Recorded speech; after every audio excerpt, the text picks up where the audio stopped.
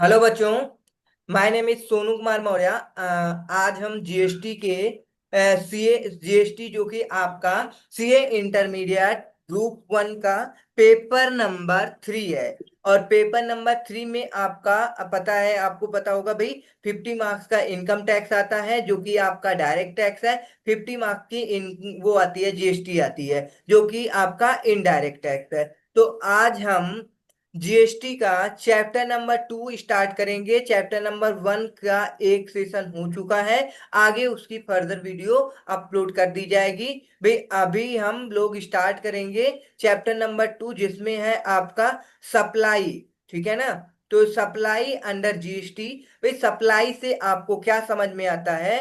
Simple बात है भाई, अगर हम सप्लाई की बात करेंगे तो क्या है कि मान लो आप क्या करते हो, किसी भी प्रकार की सप्लाई आपका गुड्स का भी हो सकता है और आपका सप्लाई आपकी सर्विस का भी हो सकता है। अब गुड्स को आगे क्या किया जाता है? सर्विस मतलब कि सप्लाई किया जाता है। इट मीन सेल करोगे, गुड्स को सेल करोगे तो क्या हुआ, मतलब अब ट्रांजेक्शन होगा, मतलब सप्लाई हुई। आगे अगर आप सेल करते हो तो मतलब सप्लाई हुई। ओके, ये एक एस इवेंट है। क्या है? सप्लाई एक प्रकार का इवेंट है जो कि आपको ये बताता है कि जीएसटी लगेगा या नहीं लगेगा। ओके, तो सप्लाई की स्क्रीन में डिफिनेशन क्या को हम हो लोग रहा है?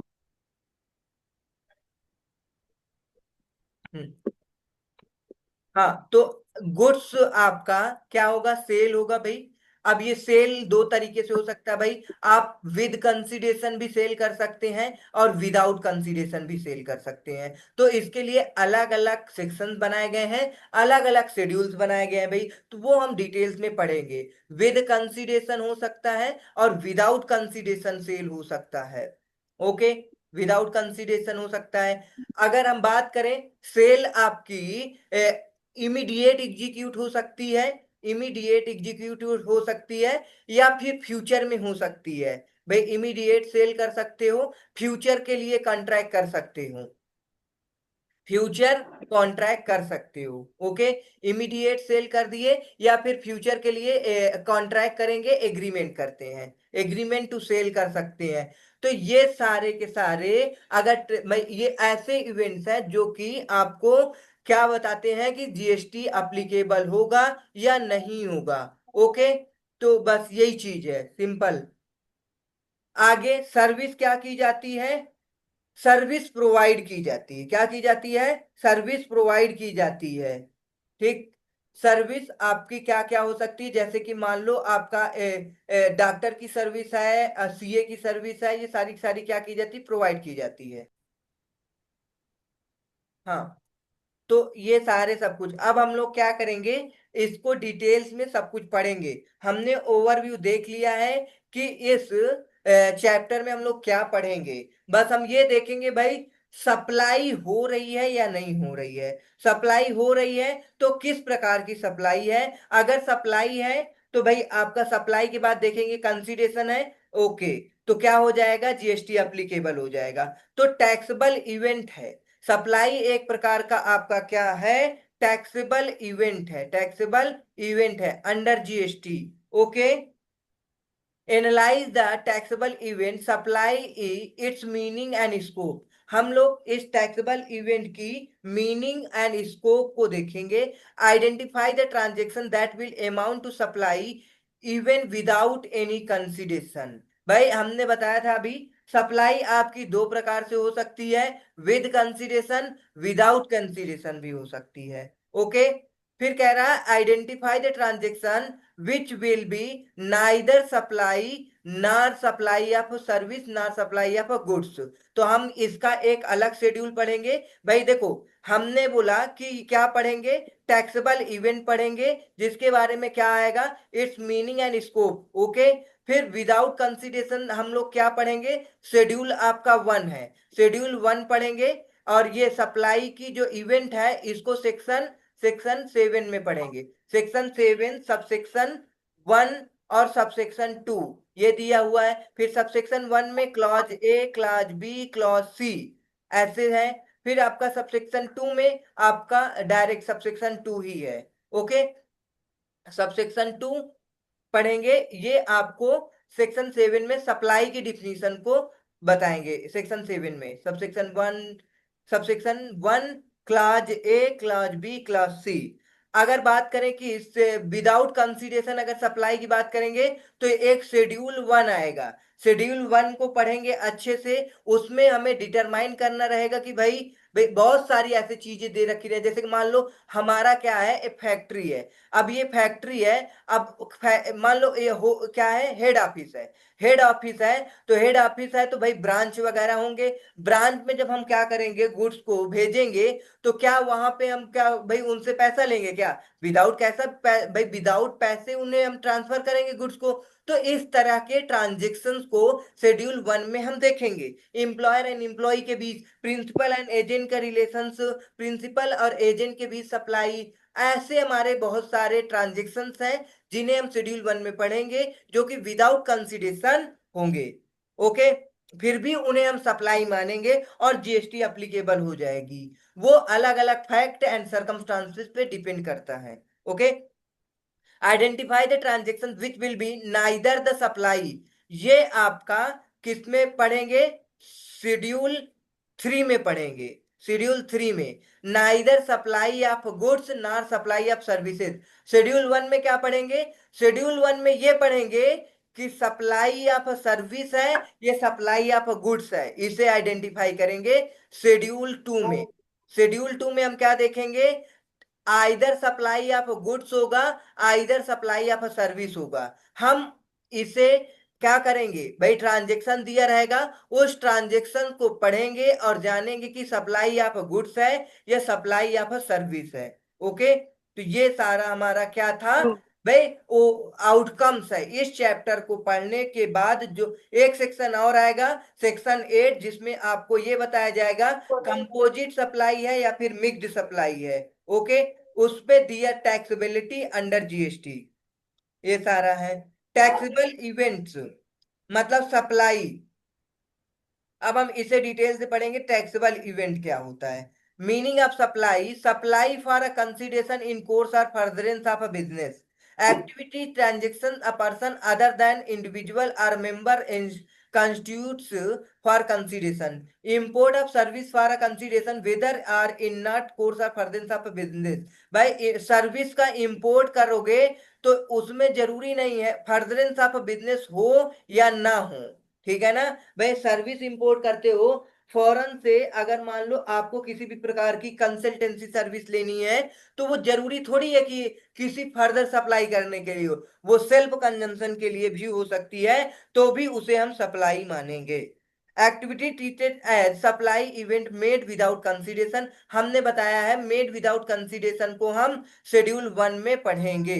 शेड्यूल 1 में फिर उसके बाद either supply of goods, either supply of service schedule 2 में पढ़ेंगे। फिर उसके बाद treated in neither supply of goods neither supply of service schedule 3 में पढ़ेंगे। Okay, concept of composite and mixed supply section 8 होगा हमारा, सेक्शन 8 होगा। और ये ऊपर जो सप्लाई की डिफिनीशन बताता है वो सेक्शन आपका 7 होगा। तो हमें यहाँ पे 2 सेक्शन पढ़ने हैं और 3 शेड्यूल पढ़ने हैं। इंट्रोडक्शन में इसमें कुछ डिफिनीशन दे रखी है। गुड्स की डिफिनीशन आपको पता है भाई, गुड्स 2 प्रकार का होता है, मूवेबल गुड्स, नहीं सॉरी, हर मतलब गुड्स आपका केवल मूवेबल ही हो सकता है, इमूवेबल गुड्स नहीं होता, ये कहने का मतलब है। गुड्स की डिफिनीशन आपको ऑलरेडी हमने बता चुके हैं भाई, बहुत सारी ये ऐसी सेशंस में जिसमें आपको ये बहुत सिंपल बात है। अगर नहीं आती तो मैं इसकी भाई एक अलग बेसिक क्लास आप स्टार्ट करूंगा, सीरीज बनाऊंगा, जिसमें भाई इससे सीए से रिलेटेड बहुत सारे अकाउंटिंग वर्ड्स को कवर करूंगा, वो अलग से हो जाएगा। तो अभी यहाँ पे हमको पढ़ने का कोई मतलब नहीं है, क्योंकि हमारे पास ज्यादा टाइम नहीं है, ठीक है ना। तो टाइम के हिसाब से हम लोग, अदरवाइज आपकी वीडियो, अब सर्विस क्या होती है भाई, अब सर्विस की डिफिनीशन थोड़ी बताएंगे। फैमिली की डिफिनीशन, फैमिली में भी स्पाउस, चिल्ड्रन या फिर डिपेंडेंट ब्रदर एंड सिस्टर, ऐसे सारे सब कुछ होंगे। गवर्नमेंट की डिफिनीशन, लोकल अथॉरिटी, ये सारा सब कुछ आप रीड करना हो तो रीड कर लेना भाई, ये आपकी not more important for examination. Person की डिफिनीशन, ये हमने बताया सेक्शन 7 में हम लोग क्या पढ़ेंगे, सप्लाई। सेक्शन 7, सेक्शन 8 में कंपोजिट सप्लाई या मिक्स्ड सप्लाई। शेड्यूल 1 में विदाउट कंसिडरेशन के सारे सारे मतलब एक्टिविटीज को देखेंगे। और शेड्यूल 2 में आपका treated as supply of goods और सप्लाई ऑफ सर्विस देखेंगे। फिर शेड्यूल 3 में इसे शेड्यूल 3 को हम निगेटिव लिस्ट भी बोलते हैं, neither supply of goods nor supply of service. Okay, अब हमारे ये प्रोविजंस आते हैं भाई। ये बेयर एक्ट के डायरेक्ट प्रोविजंस हैं। फिर इसका एनालिसिस देखेंगे। तो इसे हम जल्दी जल्दी क्या करते हैं, प्रोविजंस को देख लेते हैं भाई, प्रोविजंस क्या होता है। ओके, सेक्शन 7 में क्या बताया गया भाई, सेक्शन 7 सब सेक्शन 1 में supply includes all forms of supply of goods or services or both such as sale. अगर आप सेल करते हो, हमने अभी ऊपर की जब बताए थे, स्टार्ट किए थे लेक्चर, तो उसमें बताया था कि भाई अगर आप सेल करेंगे तो उसे सप्लाई मानेंगे।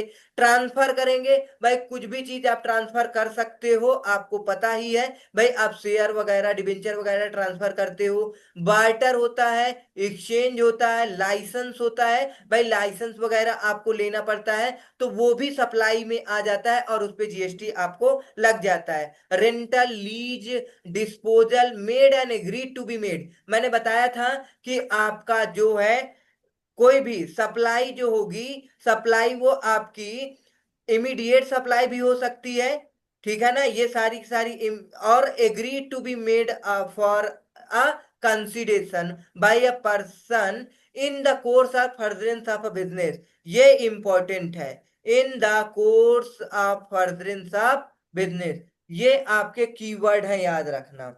ओके, तो ये आपका क्लास 1 था। अब हम आगे देखेंगे, सॉरी क्लास ए था। अब क्लास बी में ये आपका क्लास डबल स्मॉल ए है, क्लास ए, इसको हम बात करेंगे आगे देखेंगे, अभी ये आपका पेंडिंग है। हम सही समय आने पर इसे बता देंगे, कोई दिक्कत नहीं है। अब हम क्लॉज बी देखेंगे, इंपोर्टेशन ऑफ सर्विसेज। मैंने बताया था आप क्या करोगे, अगर इंपोर्ट करते हो सर्विस को तो उसे हम सप्लाई के अंदर इंक्लूड कर लेंगे। ओके, बट ये जरूरी नहीं है कि फर्दरेंस ऑफ बिजनेस हो, not in the course of furtherance of business. Okay, फिर उसके बाद सी पॉइंट है, the activities specified in schedule 1 made or agreed to be made without consideration. आपका ये क्या है, क्लॉज सी में बताया जाता है कि देखो, हमने क्लॉज ए की बात की, क्लॉज बी की बात की, क्लॉज सी की बात की। क्लॉज ए में हमने सप्लाई की डिफिनीशन को बताया था। अब सप्लाई की डिफिनीशन इंक्लूसिव होती है, जिसमें आपको पता है sale, barter, transfer, licence, disposal, ये सारे सारे आते हैं। फिर उसके बाद सप्लाई के अंदर और क्या आ गया, इंपोर्टेशन ऑफ सर्विस। यदि आप इंपोर्ट करते हो सर्विस को तो भी वो सप्लाई के अंदर आएगा। बस इसमें डिपेंड ये नहीं है कि फर्दरेंस ऑफ बिजनेस, ये नहीं है, ठीक है ना, इन the course of furtherance of business नहीं है। उसके बाद अगर और कोई एक्टिविटीज है जो कि विदाउट कंसिडरेशन, उसे भी सप्लाई ट्रीट किया जाता है। वो सारी की सारी एक्टिविटीज जो विदाउट कंसिडरेशन होगा और हम उसे सप्लाई में ट्रीट करेंगे, वो शेड्यूल 1 में आपको डिटेल्स एनालिसिस में हम बताएंगे, पूरी लिस्ट दी हुई होती है। फिर उसके बाद आपका नेक्स्ट सेक्शन आता है, सेक्शन 1 कैपिटल ए। इसमें क्या है, whether were were certain activities or transaction constitute a supply in accordance with the provisions of subsection 1, they shall be treated either supply of goods or supply of service as referred in schedule 2। ये schedule 2 जो हम बात करते हैं, schedule 2 की ही बात करता है ये, ठीक है ना, शेड्यूल 2 की बात करता है, बस और कुछ नहीं। फिर उसके बाद अब आएगा हमारा सेक्शन 2। सेक्शन 2 में क्या है, सेक्शन 2 में आपका वही सिंपल, जिसे हम शेड्यूल 3 बोले थे, neither treated as supply of goods not treated as supply of service notwithstanding anything contain in sub section 1।